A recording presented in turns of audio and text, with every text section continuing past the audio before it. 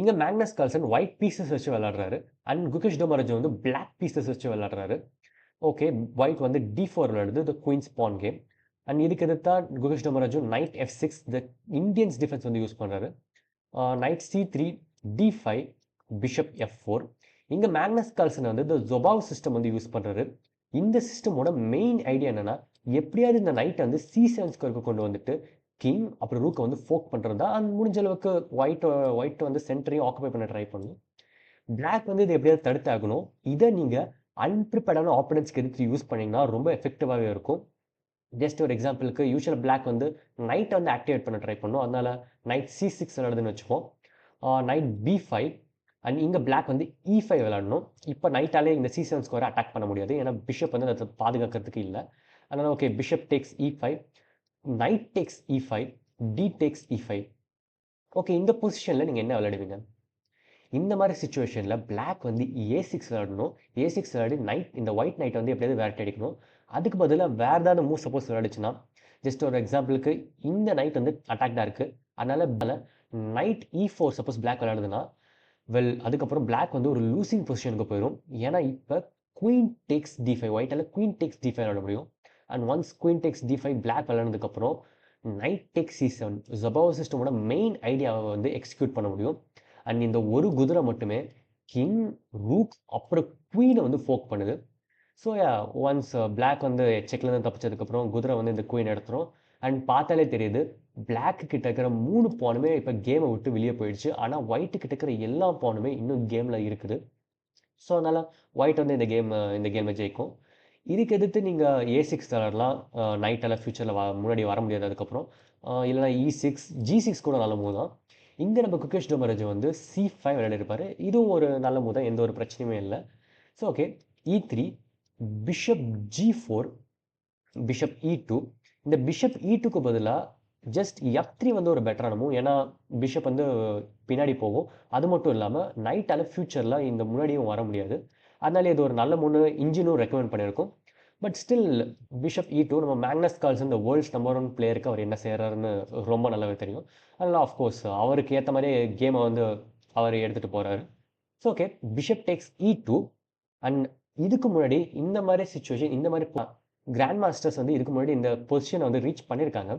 அவங்க வந்து queen tax E2 விளையாடிருப்பாங்க. ஆனால் இங்கே நம்ம Magnus Carlsen knight C takes E2 விளையாட வெறும் மூவ் 6ல் மட்டுமே நம்மக்கிட்ட ஒரு புதிய பொசிஷன் கிடச்சிருக்கு. பிளேயர்ஸ் கிட்ட எக்கச்சக்கமான டைமும் பாக்கி இருக்குது. அண்ட் மூவ் 6ல் மட்டுமே இதுக்கு முன்னாடி ரீச் பண்ணாத ஒரு பொசிஷனை வந்து பிளேயர்ஸ் ரீச் பண்ணியிருக்காங்க. சரி ஓகே, எப்படி இந்த புது பொசிஷனை வச்சு எப்படி விளையாடுறாங்கன்னு பார்க்க வேண்டியது தான். So okay, night C6, night F3, E6, C3. இந்த D4 ஸ்கொயருக்கு இன்னொரு ப்ரொடெக்ஷன் ஆட் பண்ண மாதிரி இருக்குது. And bishop E7, knight G3. And finally black வந்து கேன்சல் பண்ணுது. And queen E2.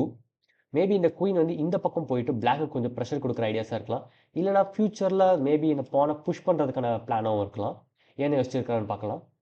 H6, rook D1. White வந்து இன்னொன்று ஒரு பீஸை வந்து ஆட் பண்ணியிருக்கு இந்த D4 ஸ்கொயருக்கு ப்ரொடெக்ஷன் கொடுக்கறதுக்கு. அது மட்டும் இல்லாமல் ரூக் வந்து சென்டருக்கு வரது வந்து ஒரு நல்ல விஷயம்னு சொல்லலாம்.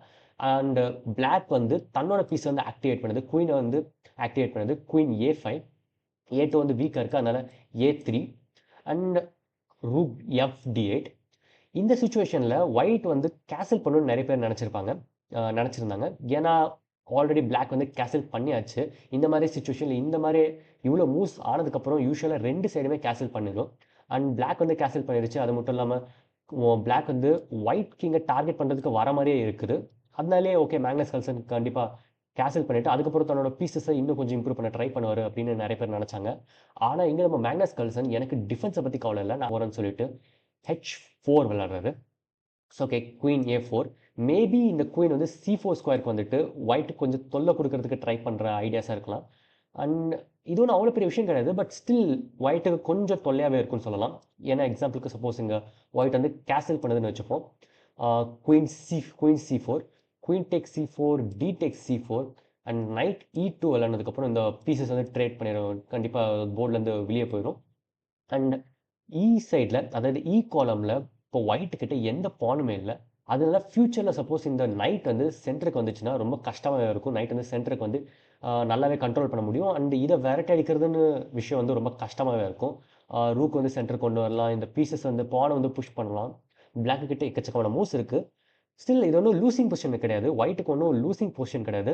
பட் பிளாக்குக்கு ஏற்ற மாதிரியே கொஞ்சம் கேம் போகும்னு சொல்லலாம். அதனாலேயே நம்ம மேக்னஸ் கார்ல்சன் இந்த சுச்சுவேஷனில் நைட் E5 விளாட்றாரு. நைட் E5 விளாட்றாரு. வெல், குயினால் இப்போ C4 ஸ்கொயருக்கு வர முடியாது. அண்டு நைட் வந்து கொஞ்சம் பிளாக்கோட கிங்குக்கு கொஞ்சம் பக்கமே இருக்குன்னு கூட சொல்லலாம். அதனால knight takes E5, bishop takes E5 and knight D7. இப்போ ஆக்சுவலி குயினால் C4 ஸ்கொயருக்கு வந்தால் பெருசாக எந்த யூஸுமே இல்லை. ஒன்ஸ் குயின் வந்து ட்ரேட் பண்ணதுக்கப்புறம் ஒயிட்டோட பிஷப் வந்து நைட் வந்து எடுத்துரும். அதனால் நைட் வந்து ஃபியூச்சரில் சென்டருக்கு வர முடியாது.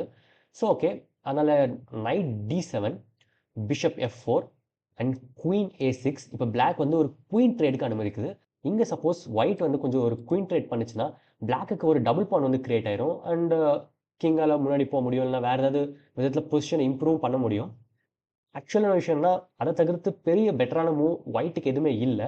ஏன்னா ஒன்ஸ் சப்போஸ் குயின் வந்து வேறு எங்கேயாவது மூவ் ஆயிடுச்சுன்னா இந்த பிளாக்கோட குயின் வந்து ஒயிட்டை வந்து கேன்சல் பண்ணுறதுலேருந்து ஈஸியாக தடுக்க முடியும். அது கொஞ்சம் தொல்லையாக போகும். அதனாலேயே அதாவது குயின் ட்ரேட் பண்ணுறது ஒரு பெட்டரான மூவ்னு சொல்லலாம்.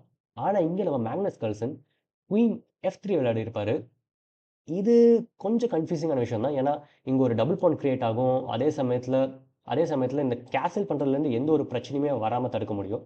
ஆனால் மேபி நம்ம மேக்னஸ் கார்ல்சன் கிங் சைடை டார்கெட் பண்ணுறதுக்கு முன்னாடி போகிறாரு போல ஏதோ ஒரு பிளான் வச்சிருக்கிறாரு, என்னென்னு பார்க்கலாம். இங்கே இந்த சுச்சுவேஷனில் பிளாக் வந்து பிஷப் D6 விளையாடுது. வெல், குயின் இந்த பக்கம் வந்துட்டு இந்த பானை டார்கெட் பண்ணுறது, இல்லைனா பிஷப்பை வந்து பின்னாடி ரேக்குக்கு கொண்டு போயிட்டு ரூக்கு உள்ளே கொண்டு வந்து இந்த பானை புஷ் பண்ணுறதும் நல்ல மூவ்ஸ் தான். பட் ஓகே, இந்த பிஷப் D6 ஒன்றும் தப்பான மூவ் கிடையாது, ஒன்றும் மிஸ்டேக் கிடையாது. So okay, knight H5, bishop takes F4, queen takes F4. And இப்போ ஒயிட்டோட பிளான் வந்து ரொம்ப சிம்பிள் தான். இப்போ ஒயிட் வந்து இந்த G காலம்க்கு வந்துட்டு எப்படியாவது செக்மேட் பண்ணுறதுக்கு ட்ரை பண்ணணும். ஆனால் ஆப்வியஸ்லி இது பிளாக் எப்படியாவது தடுத்தாகணும். அதனாலேயே E5, பிளாக் வந்து E5 விளையாடுது. ஜஸ்ட் இந்த ஐடியா வந்து ரொம்ப சிம்பிள் தான். சப்போஸ் ஒயிட் வந்து இந்த பக்கம் வந்துட்டு செக்மேட் பண்ண ட்ரை பண்ணிச்சுன்னா பிளாக்கோட குயினால் ஜஸ்ட் G6க்கு வந்து ஒயிட்டோட குயினை வந்து தடுக்க முடியும், பிளாக் பண்ண முடியும். அதனாலேயே இந்த E5 மூவ் வந்து இந்த பான் வந்து ஒரு சாக்ரிஃபைஸ் மாதிரின்னு கூட சொல்லலாம். அதனாலேயே ஒயிட் வந்து இந்த ஜஸ்ட் D டேக்ஸ் E5 விளையாடுறது ஆக்சுவலி கரெக்டான மூவ். ஏன்னா இது ஒரு சாக்ரிஃபைஸ் மாதிரி தான் இந்த பான். பட் ஸ்டில் அந்த மூவ் விளையாடுறதுக்கு பதிலாக நம்ம மேக்னஸ் கார்ல்சன் குயின் G3 விளையாடிருப்பாரு. பாசிபிளி இதுக்கான ரீசன் என்ன இருக்கலாம்னா, இந்த பானை சப்போஸ் எடுத்தால் கூட கேம் வந்து கொஞ்சம் ட்ரிக்கியாகவே மாறிடும். ஜஸ்ட் ஒரு எக்ஸாம்பிளுக்கு suppose D takes E5 E5 வந்து நடக்குதுன்னு வச்சுப்போம்.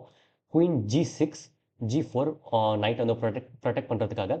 அண்ட் இங்கே வந்து ஒயிட்டோட ரூக் வந்து இந்த பான் அட்டாக் பண்ணுது, இது அன்டிஃபெண்டடாக இருக்குது. அதனால D4.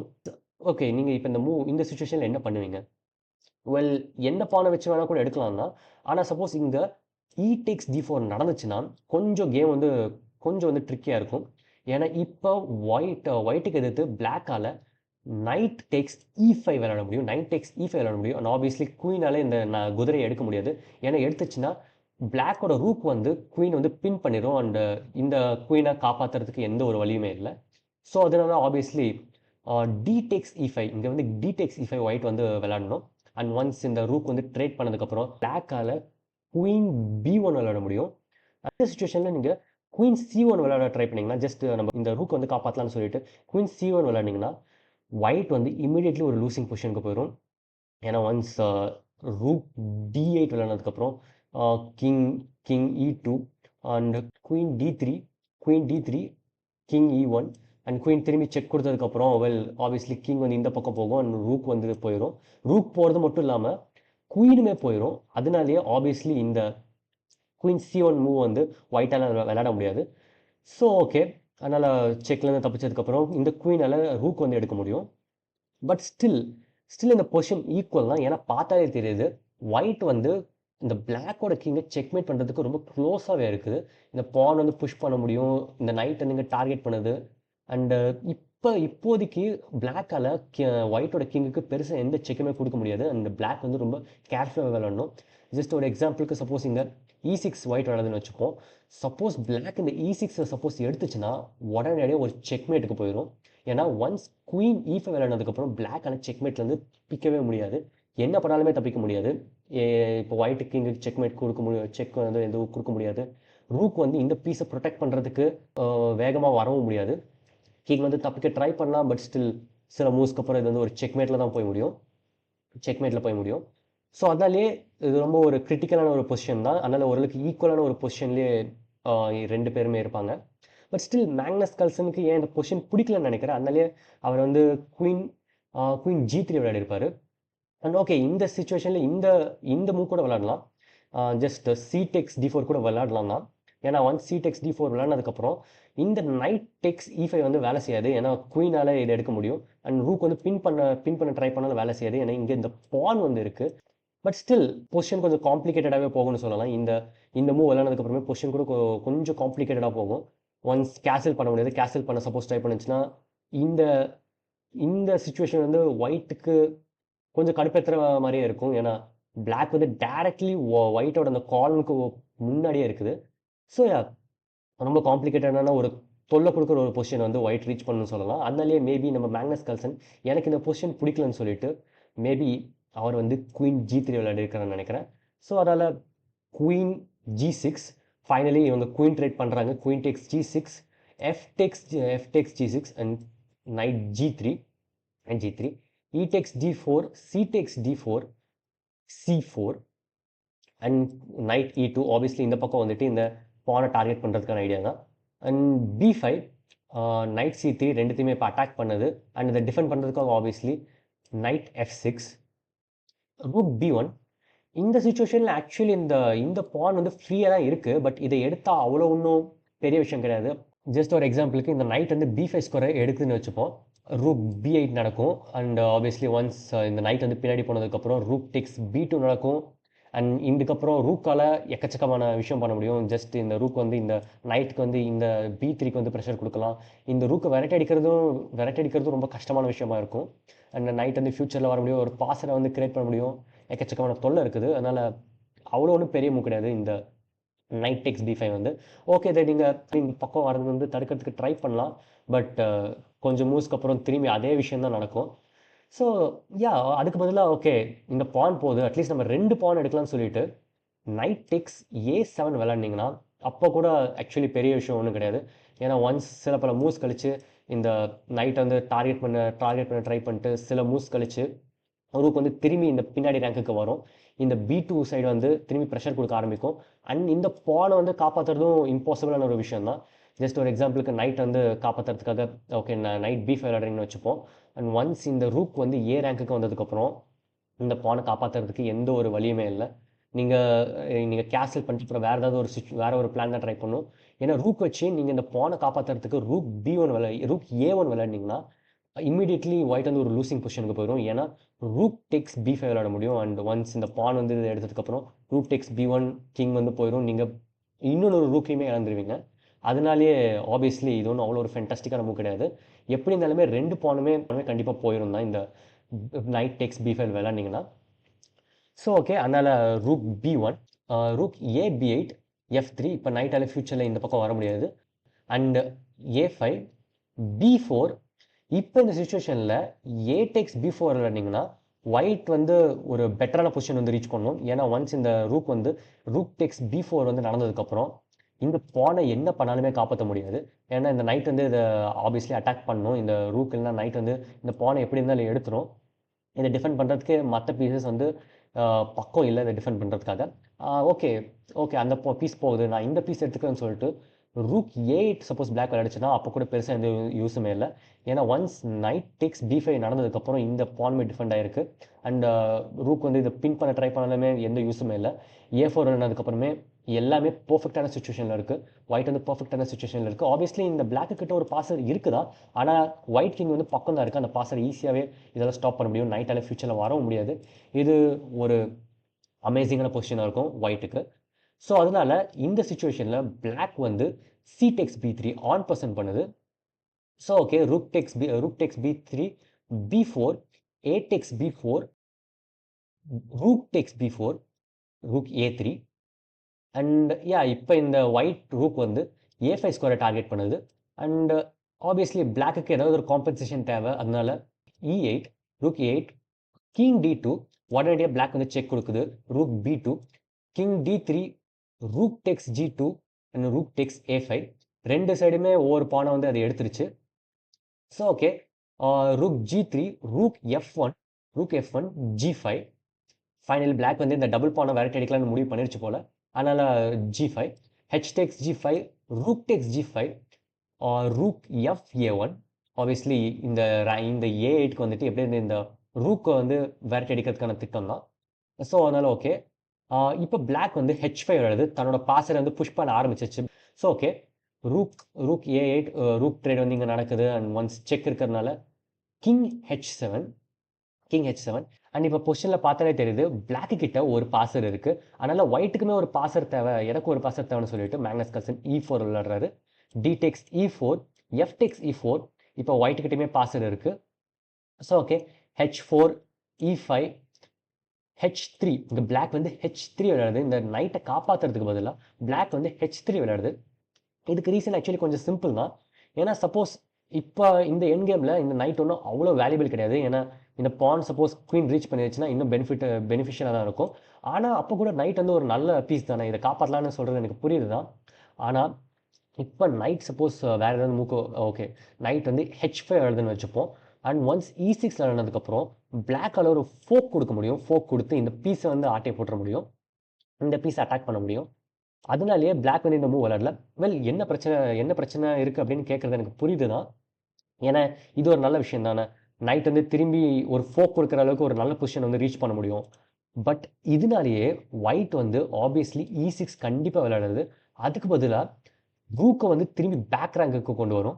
ரூக் A1 வந்து நடக்கும். அதுக்கப்புறம் இந்த பிளாக்கோட இந்த பான் வந்து குயின் ஆகிறதுக்கு ரொம்பவும் டைம் எடுக்கும். ஒயிட்டுமே குயின் ஆகிறதுக்கு ரொம்பவும் டைம் எடுக்கும்னு சொல்லலாம். இது ரொம்ப ஒரு கால்குலேட்டிங்கான ஒரு பொசிஷனை வந்து பிளேயர்ஸ் வந்து ரீச் பண்ணிடுவாங்க. அது மட்டும் இல்லாமல் பிளேயர்ஸ் கிட்ட இப்போ டைம் ரொம்ப கம்மியாக இருக்குது. இந்த சுச்சுவேஷனில் குகேஷ் டோமராஜ் கிட்ட வெறுமே 2 minutes 48 seconds அப்படி தான் இருந்துச்சு.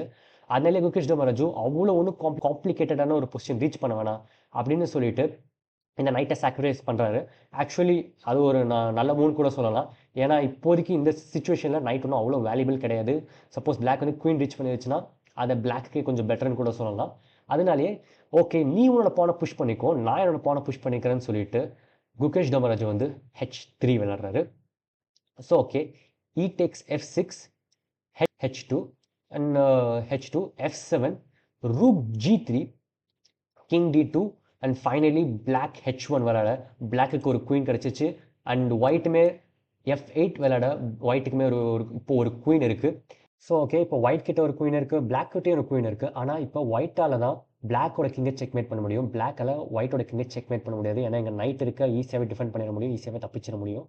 ஆனால் இங்கே ஒயிட்டால் ஈஸியாகவே செக்மேட் கொடுக்கறதுக்கான எக்கச்சக்கமான சான்சஸ் இருக்குது. அதனாலேயே இப்போ பிளாக் வந்து ஒரு 3-fold ரெபிடேஷன் இல்லைனா ஒரு திரும்பி செக் கொடுத்துட்டு ஒரு ட்ராக் வந்து எய்ம் பண்ணணும். அண்ட் அது கொஞ்சம் சிம்பிள் தான். Rook G2, king D3, rook G3 இந்த மாதிரி திரும்பி ஒரு 3-fold ரெபிடேஷன் எய்ம் பண்ணலாம்.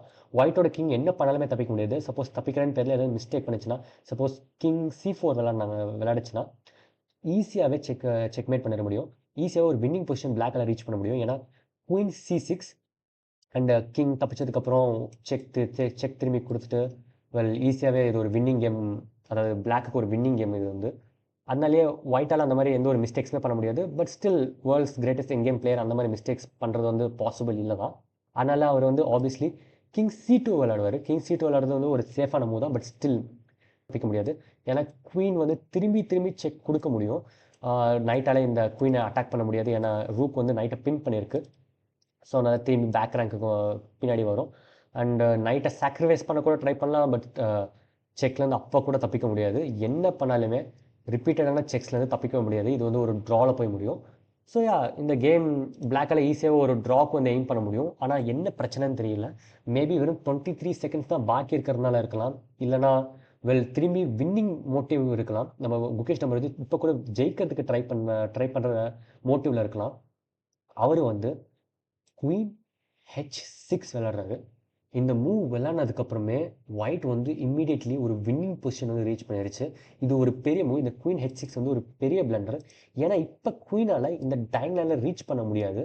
அண்டு அந்த டயகனல் ரீச் பண்ண முடியாத அந்த காரணத்தினால ஒயிட்டோட கிங்கால் ஈஸியாகவே திரும்பி திரும்பி ரிப்பீட்டடான செக்ஸ்லேருந்து தப்பிக்க முடியும். ஸோ ஓகே, மேக்னஸ் கால்சன் எப்படி இந்த திரும்பி திரும்பி கிடைக்கிற அந்த செக்ஸ்லேருந்து தப்பிக்கிறாருன்னு பார்க்கலாம். King C2, queen G6, king B2, queen B6, king A2, rook G2, king A3, queen B2, king A4 and திரும்பி நீங்கள் குயின் C2 கொடுத்து திரும்பி செக் கொடுக்க ட்ரை பண்ணிங்கன்னா கிங்கெல்லாம் இந்த பக்கம் வர முடியும் அண்ட் நைட்டையும் டிஃபெண்ட் பண்ணுற மாதிரி ஒரு சுச்சுவேஷன் கிரியேட் ஆயிரும். அதனால கிடைக்கிற நேரத்தில் கிடைக்கிற விஷயத்தை எடுக்கலாம்னு சொல்லிட்டு நம்ம Gukesh Dommaraju queen takes C3 விளாடுறாரு. பட் என்ன யூஸ், ஏன்னா இப்போ ஒயிட்டுக்கு ஒரு செக்மேட் பண்ணுறதுக்கான சான்ஸ் வந்து கிடச்சிருக்கு. ஒயிட்டால் வின்னிங் மூவ் சப்போஸ் ஒயிட் விளையாடுச்சுன்னா ஒயிட்டால் ஜெயிக்க முடியும், மேக்னஸ் கால்சனால ஜெயிக்க முடியும். அந்த வின்னிங் மூவ் உங்களால் கண்டுபிடிக்க முடியுதா? வெல், உங்களை நீங்களே சேலஞ்ச் பண்ணிக்கணும்னு நினச்சிங்கன்னா வீடியோ பாஸ் பண்ணிவிட்டு ட்ரை பண்ணுங்கள். இங்கே நம்ம மேக்னஸ் கால்சன் கிட்ட வெறும் 35 செகண்ட்ஸ் மட்டும்தான் இருந்துச்சு. அந்த 35 செகண்ட்ஸில் அவரால் அந்த வின்னிங் மூவ் கண்டுபிடிக்க முடிஞ்சிச்சா? ஆப்வியஸ்லி அவர் வேர்ல்ட்ஸ் கிரேட்டஸ்ட் என்கேம் பிளேயர். அவரை வின்னிங் மூவை கண்டுபிடிச்சிடுறாரு. குயின் H8 அவர் அதை கண்டுபிடிச்சாரு. குயின் F6 ட்ரை பண்ணிங்கன்னா ரூக்கால் ஈஸியாக பிளாக் பண்ணிட முடியும் அண்ட் ஈஸியாகவே இந்த கேம் ஒரு ட்ராவில் போய் முடிஞ்சிடும். ஆனால் நம்ம மேக்னஸ் கால்சன் குயின் H8 விளாட இது ஒரு winning move. So okay, king G6, rook A6, king F5, queen F8, king E4 and இந்த சுச்சுவேஷனில் ஒயிட் கிட்ட வெறும் ஒரே ஒரு மூவ் மட்டும்தான் இருக்குது. அண்ட் இந்த சுச்சுவேஷனில் மேக்னஸ் கால்சன் கிட்ட வெறும் 15 செகண்ட்ஸ் தான் இருந்திருக்கு. வெறும் ஒரே ஒரு மூவ் மட்டும்தான் இருக்குது, ஒரே ஒரு வின்னிங் மூவ் மட்டும்தான் இருக்குது. அண்ட் நம்ம மேக்னஸ் கால்சன் அதை கண்டுபிடிச்சிருப்பாரு. இந்த இடத்துல ஒயிட் ஒன்ஸ் நீங்கள் கண்டுபிடிச்சிட்டிங்கன்னா, இந்த வின்னிங் மூவ் நீங்கள் கண்டுபிடிச்சிட்டிங்கன்னா ப்ரில்லியண்ட்டான மைண்ட் உங்களுக்கு. ஏன்னா இந்த இடத்துல ஒயிட் கிட்ட குயின் A8 இருக்குது. ஒன்ஸ் குயின் A8 விளையாடுனதுக்கப்புறம் பிளாக்குக்கு ஒரு செக் கொடுக்க முடியும். பிளாக் செக்லேருந்து தப்பிச்சதுக்கப்புறம் குயினால் இந்த ரூக் எடுக்க முடியும், குயின் டெக்ஸ் G2 விளையாட முடியும். ஆனால் இது ஒன்றும் வின்னிங் மூவ் கிடையாது. இந்த மூவ் நீங்கள் விளையாண்டிங்கன்னா இது ஒரு ட்ராவில் போய் முடியும். ஏன்னா இப்போ ஒயிட்டால் செக்லேருந்து தப்பிக்கவே முடியாது. திரும்பி திரும்பி ஒயிட்டுக்கு செக் கொடுத்துக்கிட்டே இருக்க முடியும். ஒயிட் என்ன பண்ணாலுமே செக்லேருந்து தப்பிக்க முடியாது. சப்போஸ் செக்லேருந்து தப்பிக்க ட்ரை பண்ணால் குயின் டேக்ஸ் A6 விளையாட முடியும் அண்ட் இது ஒரு ட்ராவில் தான் போய் முடியும். இல்லைன்னா பிளாக் ஜெயிக்க கூட வாய்ப்பு இருக்குது, யாருக்கு தெரியும். ஸோ அதனால் இந்த குயின் A8 தப்பான மூவ். இந்த குயின் A8 ஒன்றும் வின்னிங் மூவ் கிடையாது. ஆக்சுவலான வின்னிங் மூவ் ரூக் E6. அதுவும் இந்த மூவ் நம்ம மேக்னஸ் கால்சன் 15 செகண்ட்ஸில் கண்டுபிடிச்சிருப்பாரு. அண்ட் கைஸ், நீங்கள் இந்த வின்னிங் மூவை கண்டுபிடிச்சிட்டிங்கன்னா ஹேட்ஸ் ஆஃப். இந்த டெம்டிங்கான குயின் A8 விளையாடுறதுக்கு பதிலாக நீங்கள் ரூக் E6 கண்டுபிடிச்சிட்டிங்கன்னா ஹேட்ஸ் ஆஃப். நீங்கள் ஒரு அமேசிங்கான பிளேயர், அமேசிங்கான என் கேம் பிளேயர். ஏன்னா இந்த சுச்சுவேஷனில் பிளாக்கால் எதுவுமே பண்ண முடியாது. இந்த ரூக் E6 விளையாடுனதுக்கப்புறம் பிளாக் கம்ப்ளீட்லி லூசிங், செக்மேட்லேருந்து தப்பிக்கவே முடியாது. அண்ட் இது நம்ம குகேஷ் டோமராஜுக்கும் ஆப்வியஸ்லி தெரிஞ்சிருக்கு. அதனால இந்த இடத்துல நம்ம குகேஷ் டோமராஜு தோல்வியை ஒத்துக்கிட்டு கேம்லேருந்து ரிசைன் பண்ணுறாரு. நீங்கள் என்ன பண்ணாலுமே ஜெயிக்க முடியாது. சப்போஸ் கிங் பின்னாடி போகுதுன்னு வச்சுப்போம், கிங் D3 விளையாடுதுன்னு வச்சுப்போம். குயின் ஒரு செக் கொடுக்க முடியும் அண்ட் கிங் திரும்பி தப்பிச்சதுக்கப்புறம் ரூக் வச்சு திரும்பி செக் கொடுக்க முடியும். அண்ட் நீங்கள் என்ன பண்ணாலுமே ஜெயிக்க முடியாது. நீங்கள் குயின் எடுக்கணும்னு கூட அவசியம் கிடையாது. நீங்கள் திரும்பி ரூக் வச்சு செக் கொடுக்கலாம். அண்ட் ஒன்ஸ் திரும்பி கிங் தப்பிச்சதுக்கப்புறம் rook D5 and king E6, queen F5 and இது ஒரு செக்மேட்டில் போய் முடியும். இது ஒரு ஈஸியான ஒரு செக்மேட்டில் போய் முடியும். அண்ட் அதுக்கு பதிலாக நீங்கள் வேறு ஏதாவது மூவ் விளையாடுறீங்கன்னு வச்சுப்போம். சப்போஸ் இதுலேருந்து தப்பிக்கிறதுக்காக கிங் டேக்ஸ் D4 விளையாடுறீங்கன்னு வச்சுப்போம். அப்போ கூட செக்மேட்லேருந்து தப்பிக்க முடியாது. ஏன்னா ஒன்ஸ் திரும்பி செக் கொடுத்ததுக்கப்புறம் இந்த இதுலேருந்து தப்பிக்க எந்த ஒரு பாசிபிளான மூவ்ஸுமே கிடையாது. இது ஒரு ஈஸியான செக்மேட்லேயே போய் முடியும். என்ன வேணால் பண்ணலாம், நீங்கள் ஈஸியாக என்ன வேணால் பண்ணலாம். நான் இந்த மூவ் விளாட்லாம், இல்லை திரும்பி செக் கொடுத்துட்டு இந்த மாதிரி கூட மூவ்ஸ் நீங்கள் விளாட்லாம். என்ன மூவ் விளாண்டுமே வின்னிங்கான ஒரு பொசிஷனில் ரீச் பண்ணுவாங்க. ஈஸியாக உங்களால் பிளாக் கிங் செக்மேட் பண்ண முடியும். ஸோ அதனால் இந்த சுச்சுவேஷனில் இந்த பொசிஷனில் நம்ம குகேஷ் டோமராஜ் ரிசைன் பண்ணியிருப்பாரு. ஏன்னா செக்மேட்லேருந்து தப்பிக்கிறதுக்கு எந்த ஒரு மூவ்ஸுமே இல்லை.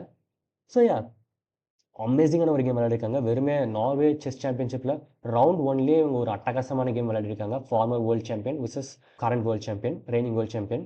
ஒரு அட்டகாசமான கேம் விளையாடிருக்காங்க. நம்ம மேக்னஸ் கால்சன் எதிர்த்து நம்ம குகேஷ் டோமராஜு ரொம்ப நல்லாவே விளையாடிருந்தார். ஆனால் கடைசியில் ஜஸ்ட் அந்த ஒரே ஒரு தப்பு மட்டும்தான் பண்ணியிருப்பாரு.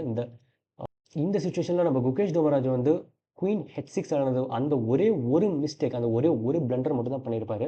ஆனா அது ஒண்ணுத்த வச்சு மட்டுமே நம்ம மேக்னஸ் கார்ல்சன் கேம கம்ப்ளீட்லி அவருக்கு ஏத்த மாரி மாத்திக்கிட்டு, ஒரு வின்னிங் பொசிஷனுக்கு அவர் வந்து ரீச் பண்ணியிருப்பாரு. Well world's greatest end game player கிட்ட இத எதிர்த்து, நீங்க ஆப்வியஸ்லி எல்லா மூவ்ஸுமே ரொம்ப கேர்ஃபுல்லாவே விளையாடணும். ஒரு சின்ன தப்பு பண்ணீங்கன்னா கூட மேக்னஸ் கார்ல்சன் அத ஈஸியாவே அத யூஸ் பண்ணிட்டு கேம ஒரு வின்னிங் பொசிஷனுக்கு அவர மாத்த முடியும். அதனால ரொம்ப டேஞ்சரஸான ஒரு ஆப்போனன்ட், வேர்ல்ட்ஸ் நம்பர் 1 பிளேயர் என்ன எதிர்பார்க்க முடியும். எனிவேஸ் நம்ம பிளேயர்ஸ் உண்மையிலேயே ஒரு ஆசமான கேம் விளையாடிருக்காங்க. ஸோ யா கைஸ் இந்த இந்த மாரி இன்னொரு கேமும் இவங்க இந்த சாம்பியன்ஷிப்ல விளையாடிருப்பாங்க. எந்த ரவுண்டுன்னு சரியா ஞாபகம் இல்ல. பட் அதுவும் ஒரு ரொம்ப நல்ல கேமாவே இருந்துச்சு. முடிஞ்சா நம்ம ஃபியூச்சர்ல அதையும் கவர் பண்ண ட்ரை பண்ணலாம். But until then take care. Bye by.